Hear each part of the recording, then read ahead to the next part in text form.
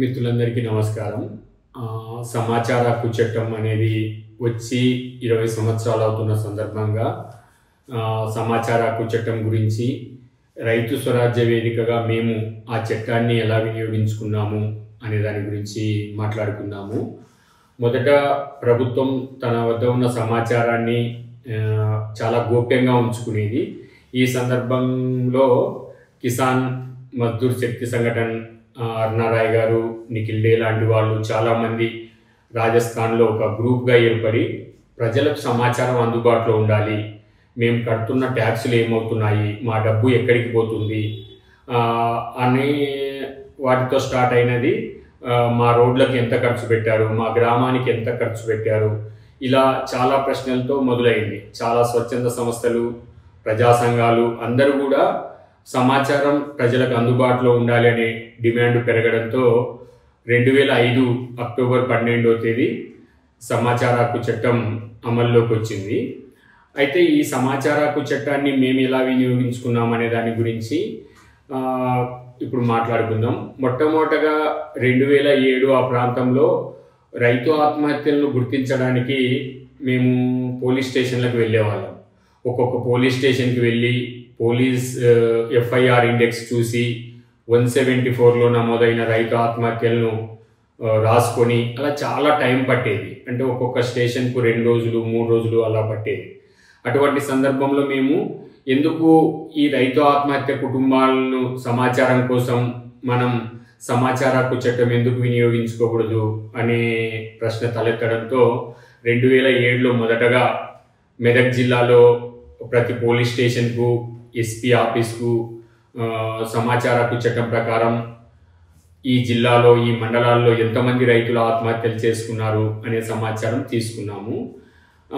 అది తర్వాత ఇంకా రాష్ట్రమంతటా డిస్ట్రిక్ట్ క్రైమ్ రికార్డ్స్ బ్యూరోకు, స్టేట్ క్రైమ్ రికార్డ్స్ బ్యూరోకు, నేషనల్ క్రైమ్ రికార్డ్స్ బ్యూరోకు అలాగా సమాచారంతోనే చాలా రాష్ట్రాల్లో ఏం జరుగుతుంది, ఎన్ని రైతుల ఆత్మహత్యలు జరిగాయి అని దాదాపు 8 రాష్ట్రాలకు 70 జిల్లాలకు సమాచార హక్కు చట్టం ప్రకారం మనం సమాచారం తీసుకున్నాం. ఆ తర్వాత జిల్లా కలెక్టర్ కార్యాలయాలకు ఆర్టీఐ వేసి ఎంతమందికి మీరు ఈ 421 జీవో ప్రకారం లేదా 194 జీవో ప్రకారం ఎక్స్గ్రేషియా ఇచ్చారు అని కలెక్టర్ కార్యాలయాలను అడగడం జరిగింది. తర్వాత చాలా కలెక్టర్ కార్యాలయాల నుంచి మనకు వచ్చిన ఆన్సర్ ఏంటంటే, ఎందుకు ఈ కుటుంబాలకు ఇంకా ఎక్స్గ్రేషియా ఇవ్వలేదు అంటే బడ్జెట్ లేని కారణంగా ఎక్స్గ్రేషియా ఇవ్వలేదనే ఆన్సర్ కూడా మనం సమాచార హక్కు చట్టం ద్వారా తీసుకున్నాం.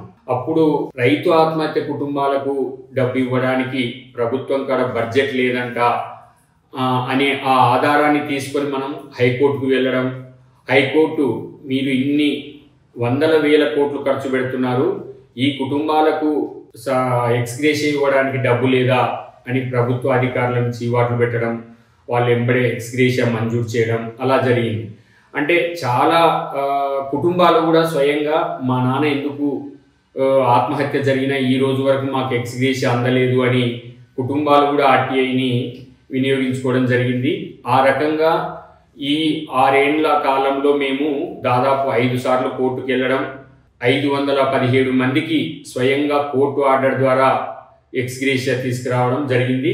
దీని వెనుక సమాచార హక్కు చట్టం చాలా వినియోగించుకోవడం జరిగింది. అలాగే ఇంకోటి ఏంటంటే ఆసరా పెన్షన్లు 2022లో దాదాపు 2018 నుంచి 22 వరకు 4 సంవత్సరాల పాటు ఈ రాష్ట్రంలో ఆసరా పెన్షన్లు, కొత్త పెన్షన్లు ఇవ్వలేదు. అప్పుడు మేము సమాచార హక్కు చట్టం ప్రకారం ఎంతమందికి పెన్షన్లు పెండింగ్ ఉన్నాయి అని సెర్పుకు ఆర్టీఐ వేయడం, వాళ్ళు మొత్తం ఎంతమందిది పెండింగ్ ఉంది అనే సమాచారం ఇవ్వడం, అప్పుడు ప్రతి పత్రిక కూడా దాన్ని హైలైట్ చేయడం, అన్ని దినపత్రికలు హైలైట్ చేయడం, తర్వాత పెన్షన్ సాధన సమితి అని ఇందిరా పార్క్ కాడ ఒక పెద్ద ధర్నా చేయడం, ఆ తర్వాత పెన్షన్లు రిలీజ్ కావడం ఇలా జరిగింది. ఆసరా పెన్షన్లు ఆ రోజు వరకు సమాచారం లేదు పబ్లిక్లో, అంటే ఎంతమందికి పెండింగ్ ఉంది అనే సమాచారం లేకపోవడంతో ఎవరి దృష్టి కూడా దాని మీదకి వెళ్ళలేదు. అదేవిధంగా మరో ముఖ్యమైన విషయం ఏంటంటే నేషనల్ ఫ్యామిలీ బెనిఫిట్ స్కీమ్. ఆ విషయంలో కూడా సమాచార హక్కు చట్టాన్ని మేము చాలా ఎఫిషియన్సీగా ఉపయోగించుకున్నాము. దాదాపు 2020 నుంచి అంతకంటే ముందు నుంచి కూడా ఆర్టీఐలు వేస్తూ ఉన్నాము. ఎందుకు ఇంప్లిమెంటేషన్ కావట్లేదు, ఎక్కడ లోపం ఉంది అని జిల్లాలకు కూడా ఆర్టీఐలు వేశాము.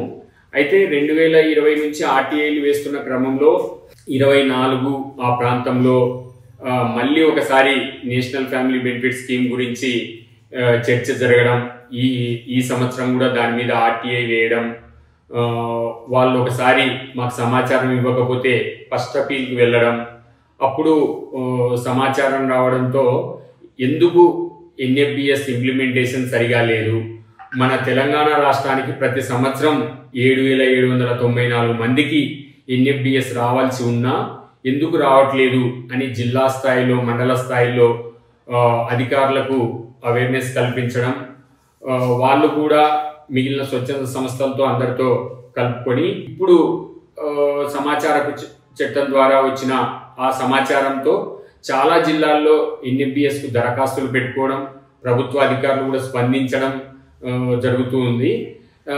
జస్ట్ 6 నెలల క్రిందట 800 మంది మాత్రమే ఎన్ఎఫ్బిఎస్ లబ్ధిదారులు ఉన్న తెలంగాణలో ఇప్పుడు దాదాపు 8,000 మందికి దగ్గరగా లబ్ధిదారులు అయ్యారు. అంటే దీని వెనుక ఎన్ఎఫ్బిఎస్ పాత్ర చాలా ఉంది.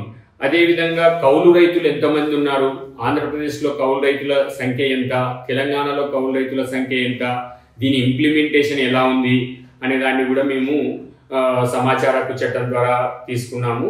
అదేవిధంగా కోవిడ్లో ఎంతమంది చనిపోయారు, ఎంతమందికి ఎక్స్గ్రేషియా వచ్చింది, మిగతా వాళ్ళకి రాకపోవడానికి కారణం ఏమిటి అని ఆ సమాచారం ద్వారా జిల్లా అధికారులను కలవడం జరిగింది. వాళ్ళు మళ్ళీ దాన్ని ఒకసారి పునర్విచారణ చేసి మళ్ళీ కొంతమందికి కోవిడ్ డెత్లో చనిపోయిన వాళ్ళకి ఎక్స్గ్రేషియా ఇవ్వడం జరిగింది.